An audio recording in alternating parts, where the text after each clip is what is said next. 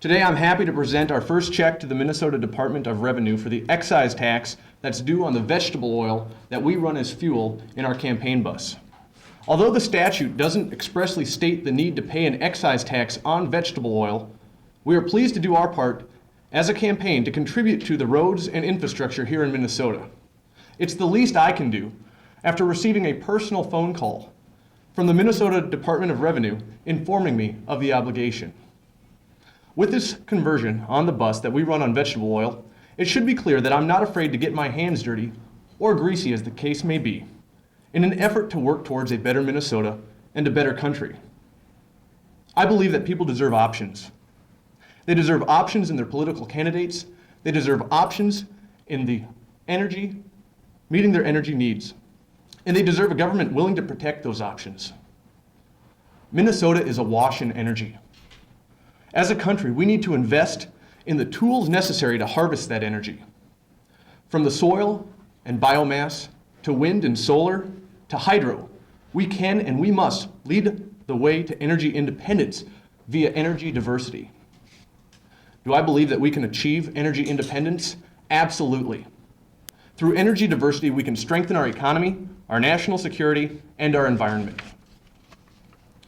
We need to implement solutions that play no special favors and serve no other special interest than meeting the nation's energy consumption needs. A vibrant economy that is fueled by meeting our nation's energy consumption needs is obtainable, and we can take pride in passing that on to our children. The time for action is now. With this understanding, government needs to facilitate and encourage innovation and the entrepreneurial spirit, not stifle it with outdated tax policy and legislative barriers. Encouraging people to change behavior patterns and influencing purchasing decisions which promote homegrown fuel options is necessary. However, consumer tax credits that are thinly disguised subsidies to automakers, for example, are not solutions. They are part of a larger problem, the alliance of big business and big government. This unholy marriage of big business and big government has overspent and underserved the American public for too long. We have a disintegrating infrastructure in our power grids, a disintegrating infrastructure in our fuel supply, a disintegrating infrastructure in our transportation system, and the list goes on. Where is the oversight from our congressional representatives? We shamefully have a Congress specializing in double dealing and self-serving, passing do-nothing legislation, looking out for the top 1% of income earners at the expense of the rest of us. This must stop, and it must stop now. Make no mistake about it. Republicans and Democrats have failed us at the federal level, and incredibly, they thought we wouldn't notice.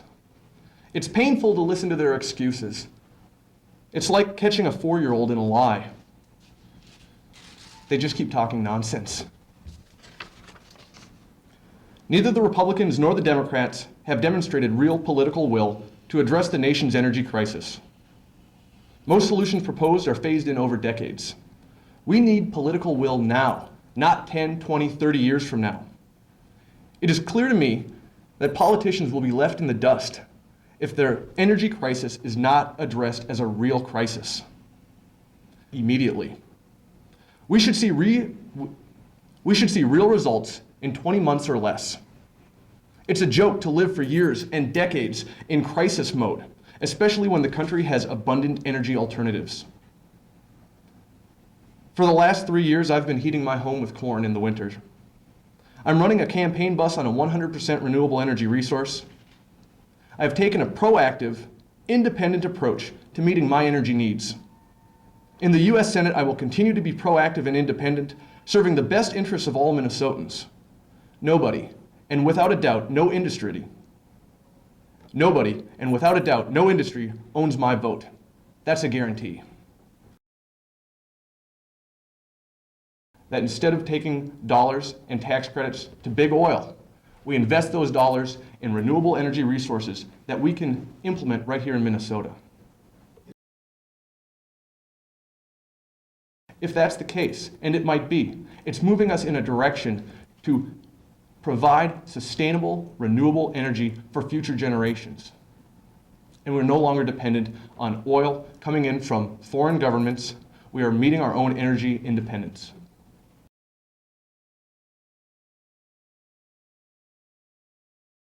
I think Minnesotans, I think Americans are ready to see what the real price is for their energy needs so that they can make informed decisions on the energy that they purchase.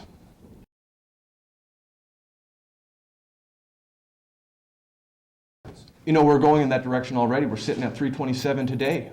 When do we stop the bleeding on these high energy costs? We need to be having a foresight, we need to be planning for the future, and we do that by investing in renewable energy and investing within our own borders.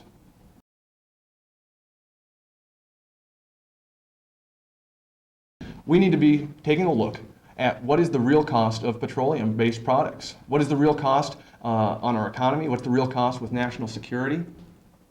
We want to be taking a look at all of our options, and specifically, we want to be taking a look at options and investing in those options that exist within our own borders.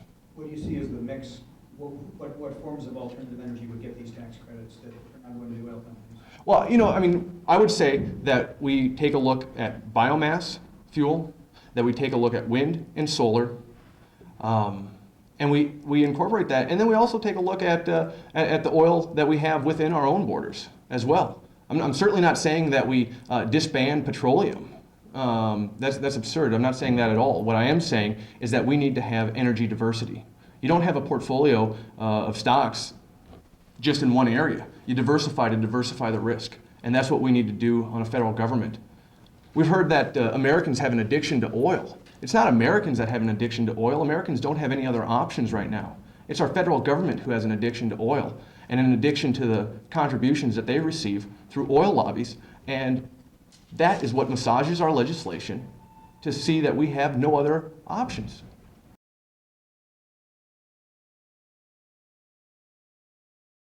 We have 100 senators. I'd be a voice, 1 in 100, but I'd be an independent voice, taking a proactive approach to addressing the issues of our energy consumption needs. Specifically, I'd be an independent voice because I would not have any obligations to any oil industry lobbies, any PACs, and I can speak on behalf of Minnesotans, looking out for Minnesotans' best interests. I started this campaign a year and a half ago, and at that time, fuel prices were hovering around $2. I saw at that time my friends, my family, struggling to squeeze a tank of gas out between paychecks. In 1 year's time, things have not gotten better, they've gotten dramatically worse.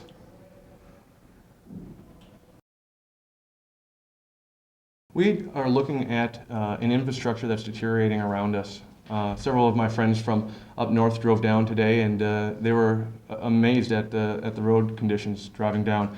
We need to be investing in our infrastructure so that we don't have this gridlock. But here's what we have. We have infrastructures from our transportation, our energy deliverance, that are at peak capacity right now. And any additional load is crippling. And it's easy to point out what the problems are. Solutions to that include taking an independent, proactive approach to that, being a leader in Washington, looking out for the best interests of our citizens, independent of the best interests of big business. This is the check that we have to present to the Minnesota Revenue for $20. I thought you wanted golf cart.